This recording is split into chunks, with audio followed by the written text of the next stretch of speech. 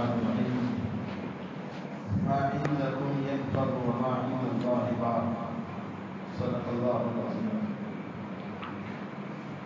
قرآن پاک کی اس آیت کریمہ کے حصے میں اللہ جل جلالہ والہ نے ایک بڑی صداقت اور حقیقت کی طرف متوجہ فرمایا۔ ارشاد فرمایا ما عندکم ینفد، اے لوگو، اے دنیا والو، جو کچھ بھی تمہارے پاس ہے وہ ختم ہو جائے گا۔ وما عند اللہ باق، اور جو کچھ بھی اللہ کے پاس ہے وہ باقی رہے گا۔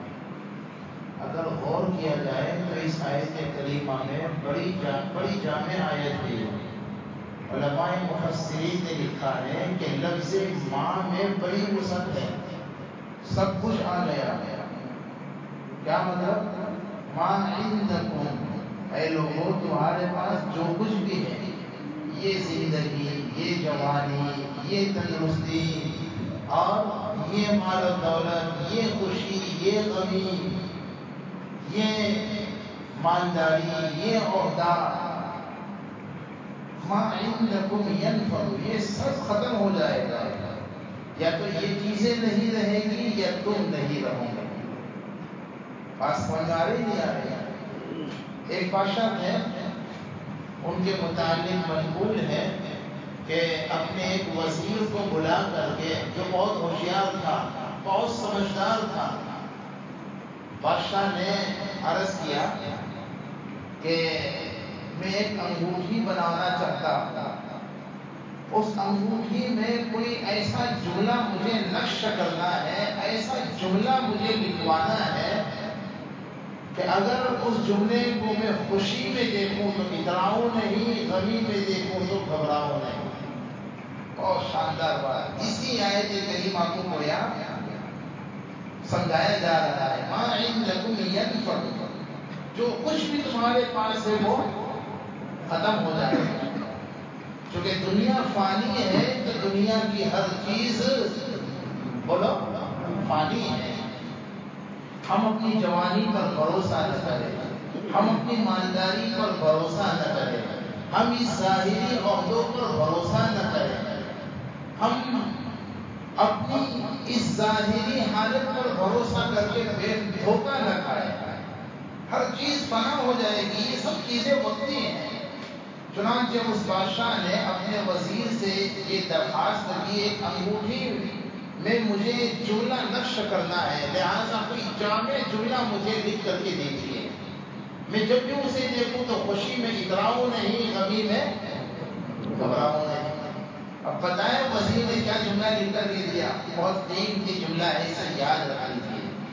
وزیر نے بادشاہ کے لیے جو انگوٹھی بنوائی، اس انگوٹھی میں ایک جملہ لکھ دیا، اور وہ جملہ یہ تھا کہ یہ وقت بھی گزر جائے گا۔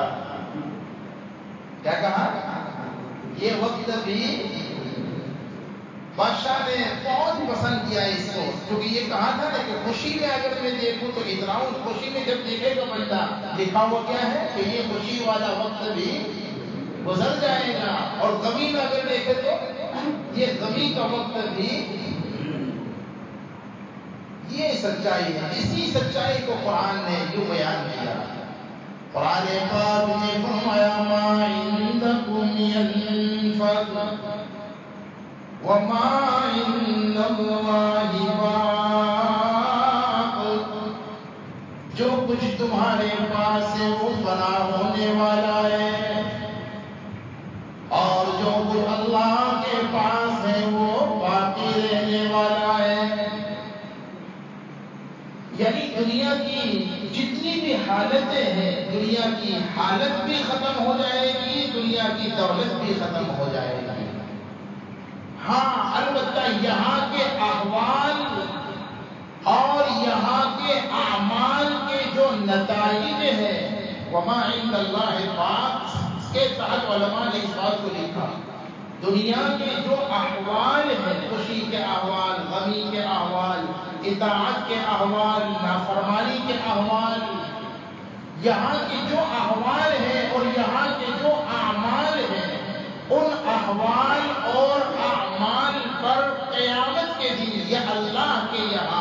جو اثرات اور جو نتائج مرتب ہوں گے وہ باقی رہیں گے۔ اللہ کے یہاں اگر اچھے احوال ہیں ہمارے تو وہاں اچھا نتیجہ مرتب ہوگا، اگر ہمارے اعمال اچھے ہیں تو ہمارا نتیجہ بھی جیسے وہ کہا نا تیری کرنی کے تجھ کو ملیں گے پھل، آج جو بوئے گا وہ کاٹے گا کل۔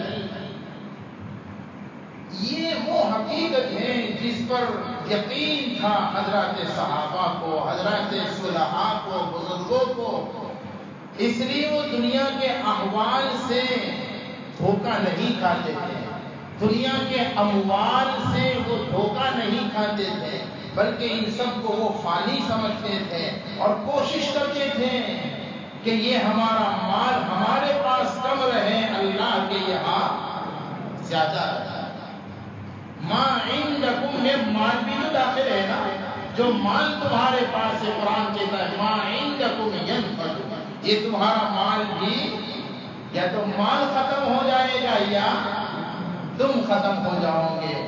یہ جو تم نے بہترین محل بنایا، بہترین پیلیس بنایا، بہترین بنگلہ بنایا، یا تو یہ ختم ہو جائے گا یا تم ختم ہو جاؤ۔ وہ بادشاہ کا قصہ لکھا ہے، مجھے سرسری طور پر سناتا ہوں۔ ایک بادشاہ نے بہت ارمان کے ساتھ شہر کے باہر اپنا ایک بہترین محل بنوایا، اور جب محل بالکل مکمل تیار ہو گیا تو سارے شہر والوں کی دعوت کی، تمام کے تمام لوگ آئے، بادشاہ نے ہر ایک کا استقبال کیا، ویلکم کیا اور بہترین کھانے کھلائے، اور ہر آنے والے سے پوچھا کیسا لگا، یہ محل کیسا ہے، یہ پہلے جس کے گارڈن اور اس کے یہ سارے کیسا لگا۔ ظاہر بات ہے ہر آنے والا کیا کرے گا، تعریف ہی کرے گا، کسی کی مجال ہے جو اس کی برائی کرے۔ لیکن ایک اللہ والے وہاں پہنچ گئے، دل کی آنکھ سے دیکھنے والا۔ ہاں انتقو فراست المؤمن، عام انسان تو سر کی آنکھ سے دیکھتا ہے، لیکن اہل ایمان دل کی آنکھ سے دیکھتا ہے۔ دل کی آنکھ سے دیکھنے والے اللہ والے نے وہ چیزیں دیکھ لی جو عام لوگوں نے نہیں دیکھی۔ ان سے بھی پوچھا کہ حضرت محل کیسا لگا، کوئی عیب تو نہیں ہے؟ کہا عیب کی بات کر تو ایک نہیں دو عیب اس میں ہے۔ اب وہ حیران کہ یا اللہ میرے اچھے سے اچھے انجینئر بلائے، میرے اچھے سے اچھے کاریگر بلائے کہ تاکہ وہ اچھا سا بالکل ناپ تول کر کے ایک ایک چیز عمدہ سے عمدہ استعمال کی تاکہ کوئی خامی اور کوئی کمی نہ جائے، اور آپ ساری دنیا تعریف کر رہی اور آپ ایک نہیں دو خامیاں بیان کر رہے ہیں۔ حضرت وہ دو خامیاں کیا ہے؟ بڑا عبرتناک واقعہ۔ اللہ والے نے فرمایا پہلی خامی تو یہ ہے کہ وقت کے ساتھ ساتھ یہ محل پرانا ہو جائے گا۔ کتنی بڑی سچائی ہے کہ نہیں؟ اب کتنا ہی شاندار مکان بنا لیجئے، کتنی شاندار گاڑی لے لیجئے، کتنی شاندار آپ مسجد بنا لیں، کتنا ہی شاندار جوڑا بنا لیں، کچھ نہیں کر لیں، پرانا ہوگا نہیں ہوگا۔ اور کہا دوسری خامی اس محل کے اندر یہ ہے کہ ایک وقت آئے گا یا تو محل نہیں رہے گا یا ما عندکم ينفد، یا تو تم نہیں رہو گے یا تمہارا محل نہیں رہے گا۔ بادشاہ کے دل کے دروازے کھل گئے اور کہنے لگا کہ حضرت کوئی ایسی چیز بھی ہے، کوئی ایسی جگہ بھی ہے کہ وہاں یہ دونوں عیب نہ ہو؟ حضرت نے فرمایا کہ ہاں، اللہ نے ایمان والوں کے لیے، رب چاہی زندگی گزارنے والوں کے لیے جو جنت بنائی ہے وہ اس کی شان یہ ہے کہ نہ جنت پرانی ہوگی، نہ جنت کی کوئی چیز پرانی ہوگی، نہ جنت فانی ہے، نہ جنت کے لوگ فانی ہیں۔ حضرت اس کو حاصل کرنے کا طریقہ کیا ہے؟ اب حضرت نے بتایا اپنے اموال پر بھروسہ مت کرو، بلکہ اللہ کی راہ میں اسے خرچ کر کے تمہارے پاس کا مال ضائع ہو جائے گا، اس کو اگر محفوظ کر لینا ہے اپنا مال اللہ کی راہ میں لگاؤ۔ تو بھائیوں اگر ہم بھی یہ چاہتے ہیں کہ ہمارا مال دنیا کی بینکوں کا بھروسہ ہے، تو کسی نے کہا کہ آج کل کے حالات ایسے بنا دیے ہیں اس بہادر حکومت نے اس بہادر حکومت نے آج کل کے حالات ایسے بنا رکھے ہیں، آدمی اپنے پاس گھر میں اگر پیسہ رکھنا چاہے تو ارے بولو نا، آسان ہے مشکل ہے؟ اچھا بینک میں رکھنا چاہے تو کوئی بھروسہ ہے؟ حالات ایسے ہیں، تو اب لا محالہ کہاں جمع کرواؤ؟ بینکوں میں اللہ میں جمع کروا۔ میرے بھائیوں، یہ جو صدقہ ہم دیتے ہیں، یہ جو زکاتیں ہم دیتے ہیں، یہ جو مسجدوں میں خرچ کرتے ہیں، یہ جو یتیموں پر خرچ کرتے ہیں، یہ جو بیواؤں پر خرچ کرتے ہیں، یہ جو اللہ کی راہ میں خرچ کرتے ہیں، اللہ کی راہ کیا ہے پتہ ہے آپ کو؟ سن لو، 3 قسم کی جگہوں میں خرچ کرنے کو راہ خدا میں خرچ کرنا کہتے ہیں۔ نمبر 1، اللہ کی اطاعت اور عبادت میں جو کچھ خرچ ہوتا ہے وہ سب راہ خدا میں خرچ ہونا شمار کہلاتا ہے۔ نمبر 2، گناہ سے حفاظت کے لیے جو کچھ آپ خرچ کرو گے یہ سب خرچ بھی راہ خدا میں ہے۔ نمبر 3، آپ کے ذمے، ہمارے ذمے جو حقوق ہیں، بیوی کے، ماں باپ کے، اولاد کے، بھائی بہنوں کے وغیرہ، ان حقوق کو ادا کرنے میں جو کچھ مال ہمارا خرچ ہوتا ہے یہ بھی اللہ کی راہ میں خرچ کرنے کے برابر ہے۔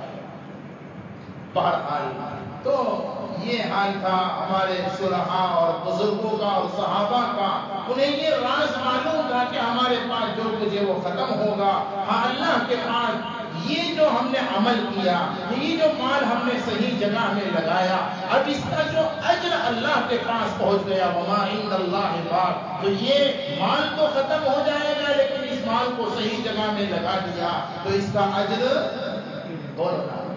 باقی رہے گا۔ سنا دیں قصہ، عجیب واقعہ، بہت واقعات تو ہیں لیکن عبداللہ ابن مبارک امیر المؤمنین فی الحدیث کہلاتے تھے۔ یہ واقعہ حضرت مولانا مجیب اللہ ندوی رحمت اللہ علیہ نے اپنی کتاب عبادت اور خدمت میں لکھا ہے۔ میں نے صفحہ نمبر کے ساتھ اس کو نوٹ کیا ہوا ہے۔ تو بہرحال اس میں یہ عبداللہ ابن مبارک کا واقعہ لکھا ہے کہ ایک شخص کے متعلق پتہ چلا کہ وہ بہت زیادہ مقروض ہو گیا۔ اس زمانے میں 700 درہم کا مقروض ہونا بھی بہت زیادہ سمجھا جاتا ہے۔ چنانچہ حضرت عبداللہ ابن مبارک رحمۃ اللہ علیہ نے ان کو خاموشی کے ساتھ بلا کر کے کسی طرح معلوم کر دیا کہ ہاں ان کے متعلق جو بات مجھے پہنچی یہ صحیح ہے، یہ شخص 700 درہم کا مقروض ہے، قرضدار ہے۔ دیکھا آپ کو، ہمارا حال یہ ہے، ہمارے پاس اگر کوئی قرضدار تقاضا لے کر آتا ہے تو ہم پتہ نہیں ہمارا کیا ہے، وہاں ڈھونڈ کر، یہی تو حکم ہے قرآن میں، اللہ غنی، قرآن پاک میں فرمایا تعریفهم بسیماهم لا يسألون الناس الحافا۔ حق تعالی نے ارشاد فرمایا میرے محبوب ضرورت مندوں کو ڈھونڈ کر صدقہ کیا کیجیے، ایسے ضرورت مند جو شرم کی وجہ سے لوگوں کے سامنے دستے سوال نہیں پھیلاتے، ڈھونڈ کر ایسوں کو دینے کا حکم ہے۔ ڈھونڈیے آپ اپنے رشتہ داروں میں، کہیں آپ کے بہن کے بچے، آپ کے بھائی کے بچے، آپ کے ننیال سسرال، آپ کے پڑوس میں اپنے پڑوسیوں کا جائزہ لو، اپنے علاقے سوسائٹی کا جائزہ لو، کہیں ایسا تو نہیں ہر مدرسہ اور ہر ادارہ آپ کی زکات سے فیضیاب ہو رہا ہے اور آپ کے جو اپنے ہیں وہ محروم ہیں، وہ بیچارے کہہ بھی نہیں سکتے، سہ بھی نہیں سکتے۔ ڈھونڈ کر کے ایسوں کو دیجیے ورنہ کہیں خدا نہ کرے ہماری پکڑ نہ ہو۔ عبداللہ ابن مبارک نے مختصر یہ بلا کر کے پوچھا کہ بھائی کیا معاملہ ہے؟ انہوں نے کہا کہ حضرت میں 700 درہم کا قرضدار ہوں۔ عبداللہ ابن مبارک رحمۃ اللہ علیہ نے اپنے منشی کو ایک پرچی لکھی، وہ جو ان کا حساب کتاب رکھتا تھا، پیسوں کا لینے دینے کا جو حساب کتاب، اس کو منشی، ان کو لکھا کہ یہ شخص جس کو میں بھیج رہا ہوں حامل بضاعت، یہ چٹھی والا جب تمہارے پاس آئے تو اس میں لکھا تھا کہ اس کو 7,000 درہم دے دیجیے۔ قرضدار کتنے کا تھا بولو؟ سن رہے کہ سو رہے؟ قرضدار کتنے کا تھا اور کتنا لکھ دیا؟ 7,000۔ منشی صاحب نے پڑھا تو تعجب کرنے لگے، کہنے لگے کہ بھائی آپ 7,000 کے قرض دار ہو یا 700 کے؟ نہیں بھائی میں تو 700 کا قرض دار ہوں۔ منشی صاحب سمجھے کہ بھائی حضرت نے 1 ملیا زیادہ نہیں کیا، تو فوراً وہ پرچی لے کر دیا ہے، حضرت جی تو 700 درہم کا قرض دار ہے اور آپ نے کتنا لکھا؟ 7,000 کا۔ حضرت نے فرمایا کہ اچھا ٹھیک ہے، اب اس کو 14,000 درہم دے دو۔ کتنا دے دو؟ یعنی ہم بزرگوں کے واقعات کو پڑھیں تو شاید ہم، کیونکہ بخل ہماری طبیعتوں پر غالب آ چکا ہے نا، ایسا مزاج ہی ختم ہو گئے، اس طرح ہمیں واقعات کا یقین ہی نہیں ہے۔ کیا کہا دوسری مرتبہ؟ اب ایسا کیجئے کہ اسے 14,000 درہم دے دیجیے۔ منشی صاحب کہنے لگا کہ حضرت میں تو آپ کا خیرخواہ ہوں، اگر اس طرح سے آپ لٹاتے رہوں گے، اتنے فیاضی کے ساتھ آپ خرچ کرتے رہوں گے تو ذرا سوچ لیجیے کیا ہوگا، بیلنس ختم ہو جائے گا، دھیمے دھیمے سب ختم ہو جائے گا۔ حضرت نے فرمایا بھائی تم میرے حاکم ہو یا میرے محکوم ہو؟ تم میرے غلام ہو یا میرے آقا ہو؟ تم میرے تابع ہو کہ میں تمہارا تابع ہوں؟ جتنا تم سے کہا جاتا ہے اتنا ہی کیجیے۔ خاموش ہو گیا، اس نے 14,000 درہم دے دیے۔ بعد میں وجہ پوچھی تو عبداللہ ابن مبارک، میں نے کہا نا وہ تو امیر المؤمنین فی الحدیث ہیں، کوئی حدیث ان کو پہنچی تھی، وہ حدیث عبداللہ ابن مبارک کو پہنچی تھی جس میں انہوں نے فرمایا کہ مجھے ایک حدیث شریف پہنچی ہے جس میں سرکار دو عالم صلی اللہ علیہ وسلم نے یہ فرمایا، اس کا خلاصہ یہ ہے کہ جو شخص کسی کو اس کی امید سے بڑھ کر عطا کرے گا تو اللہ اس کی مغفرت فرما دے گا۔ کس سے بڑھ کر؟ بولو بھائیو، یہ واقعات خالی سننے کے لیے نہیں ہے، یہ بیان صرف کہنے اور سننے کا نہیں ہے۔ ارادہ کرو کہ انشاءاللہ ہم سب ان کی قابل عمل باتوں پر عمل کریں گے انشاءاللہ۔ حضرت نے فرمایا بات اصل میں یہ ہے کہ یہ حدیث مجھے پہنچی ہے، جو شخص کسی امید والے کو اس کی امید سے بڑھ کر عطا کرے گا اللہ اس کی مغفرت فرما دیں گے۔ اب یہ پہلی مرتبہ جب 700 درہم کا مطالبہ لے کر یہ آیا تو 700 درہم کی تو یہ امید لے کر آیا تھا، اب مغفرت کو حاصل کرنے کا طریقہ یہی تھا کہ اس کی امید سے بڑھ کر میں عطا کروں، تو 700 جو امید لے کر کے آیا تھا امید سے بڑھ کر 7,000 تھے۔